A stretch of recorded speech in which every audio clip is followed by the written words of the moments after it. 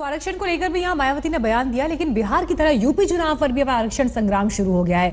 विवाद उठा संघ प्रवक्ता मनमोहन वैद्य के बयान के बाद, जिन्होंने आरक्षण बंद करने की बात कही थी।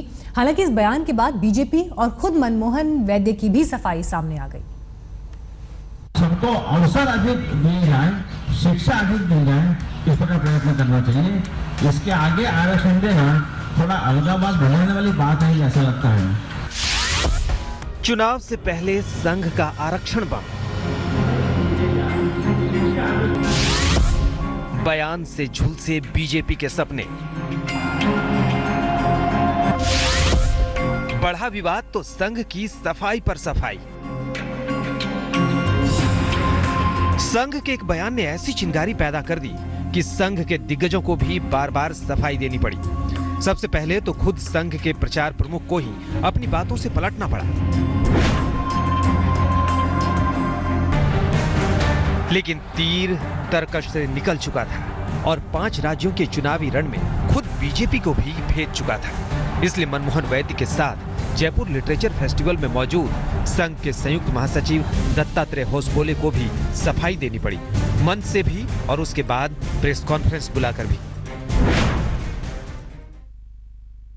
जब तक अपने देश में जाति आधारित, जन्म आधारित भेदभाव, असमानता रहेगी, तब तक आरक्षण की सुविधा रहनी चाहिए। यही बात मैंने जयपुर लिटरेचर फेस्टिवल में कहा था। जो वहां लिटरेचर फेस्टिवल में संघ की तरफ से मैंने कहा था, उसी को रीट्रेस करने के लिए आपको यहां फिर से एक बार बुलाने का प्रयास हमने किया, क्योंकि इस विषय के बारे में थोड़ा सा विवाद उत्पन्न करने का प्रयास हुआ है। इसको स्पष्टीकरण देना आवश्यक है, हमको लगा। आरक्षण पर मनमोहन वैद्य का बयान दरअसल एक सवाल के जवाब में आया। जयपुर लिटरेचर फेस्टिवल में उनसे सवाल किया गया था मुस्लिम आरक्षण पर, जिसके जवाब में उन्होंने जो बोला उसने सियासी हंगामा खड़ा कर दिया। आरक्षण पर ऐसे ही बयान की आग में झुलसकर बीजेपी को बिहार जैसे अहम सूबे में खासा नुकसान उठाना पड़ा था।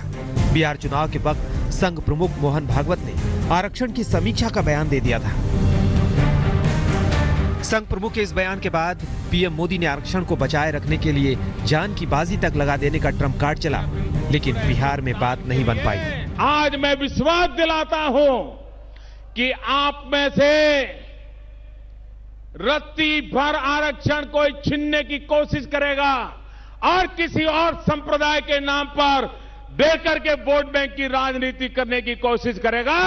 मोदी आपके आरक्षण की सुरक्षा के लिए अपनी जान की बाजी लगा देगा।